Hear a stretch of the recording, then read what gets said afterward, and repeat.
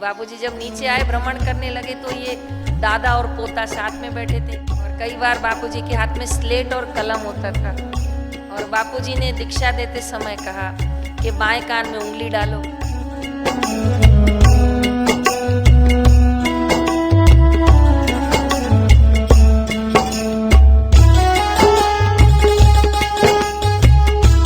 मैं कुछ दिन पहले गुरुदेव की आज्ञा से नेपाल गई थी और वहाँ पे समिति में एक साधक मिले जो समिति में खजांची के पद पे हैं, कैशियर हैं। तो मैंने उनको बोला कहाँ काठमांडू और कहाँ भारत, आपको दीक्षा लेके कितने साल हो गए? उन्होंने बताया मुझे 15 साल से भी ज़्यादा हो गया। मैंने कहा आप बापूजी से कैसे जुड़े, आपने बापूजी को कैसे ढूंढ निकाला? तो उसने बताया कि मेरे दादाजी बापूजी के सत्संग में प्रयागराज कुंभ में गए थे और पूरे भारत के सभी संतों का वहाँ पर अलग अलग बहुत सुंदर सुंदर वहाँ पर सबके टेंट लगे थे, सबके सत्संग घर बने थे, लेकिन बापूजी का जो सत्संग गृह था, जो बापूजी का टेंट लगा था, वो पूरे प्रयाग में सबसे बड़ा था। सबसे ज़्यादा से ज़्यादा लोग सुनने किसको आ रहे थे? बापूजी। और आप बच्चे सुन के आश्चर्य करोगे, और बापूजी का मौन था तो भी पूरा पंडाल भरा हुआ था। बापूजी मौन में आके बैठते थे और कई बार बापूजी के हाथ में स्लेट और कलम होता था। बच्चों को पता है एक मैजिक स्लेट होती है, लिखने के बाद ऐसे करो तो मिट जाता है। वो किसी ने स्लेट गुरुदेव के हाथ में दी थी, बापूजी उस पर लिख लिख के देते थे और योग वशिष्ठ पढ़ा जाता था। बापूजी बैठते थे व्यासपीठ पर आकर और लोगों को गुरुदेव के मधुर मधुर दर्शन होते थे।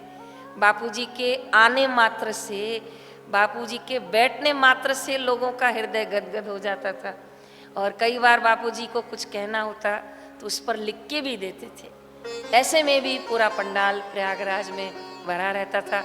तब बहुत प्यारा भजन बनाया था, मेरा मौन न जाने कोई, जो पुराने साधक होंगे उनको पता होगा।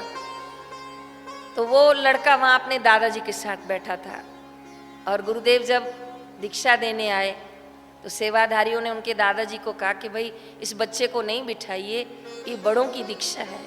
तो उन्होंने कहा ये बच्चा मेरे साथ आया है, मैं बाहर कहीं छोड़ के आऊँगा और 1-1.5 घंटा लग गया तो बच्चा बाहर कहीं इधर उधर न हो जाए।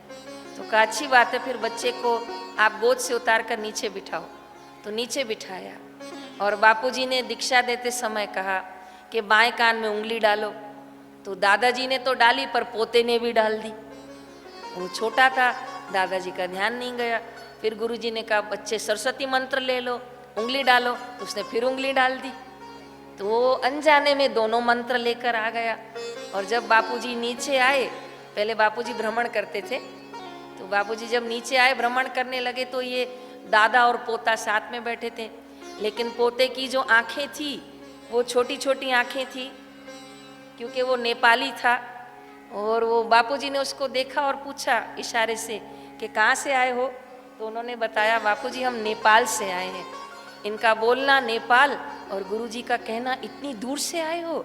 और बापू ने उस छोटे बच्चे की सिर पर ऐसे आशीर्वाद देते हैं ना प्यार से, ऐसे बापूजी ने प्यार से आशीर्वाद दिया और वो बच्चे को ऐसा रंग लग गया कि आज उसने पूरे परिवार को दीक्षित कर दिया है और आज भी वो दोनों मंत्रों का जाप करता है।